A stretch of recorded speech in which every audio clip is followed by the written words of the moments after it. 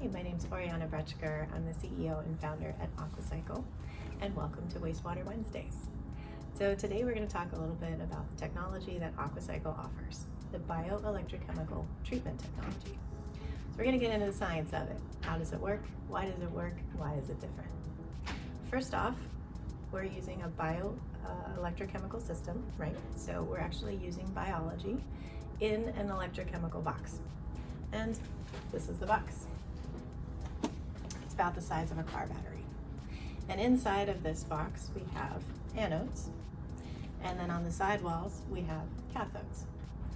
The anodes, which you can kind of see on the inside here, that's where the biology sits. We actually use naturally existing bacteria that we source from the local environment.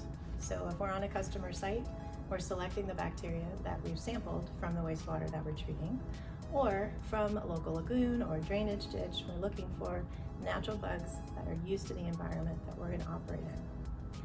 What we do is we grab those bacteria samples, we mix them in with the wastewater, and we put them inside each one of these reactors.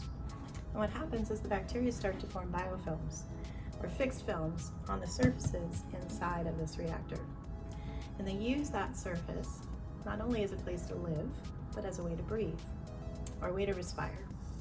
In that process of respiration, the bacteria that we're selecting for have a capacity to move electrons from inside of their physical cell to outside of the cellular membrane. So when they're attached to a conductive anode, right, those electrons get captured at the surface. We move those electrons across a circuit and we generate DC power. Now, the faster we move electrons away from the bacteria, right, enables those bacteria to actually breathe faster. And when they're breathing really fast, they're eating really fast. And so that's how we're driving treatment rate. More electricity generation means a faster treatment rate. So we like to keep our bugs nice, fat, and happy. So we're always feeding them a continuous flow of wastewater. And the way that these batteries work is that wastewater comes into one reactor, gets a little bit cleaner, and then it moves to the next reactor and the next reactor and the next reactor in a single treatment train. We're going to have 40 of these reactor boxes, 40, in a single treatment train, and we can have 16 treatment trains in a single 40-foot container.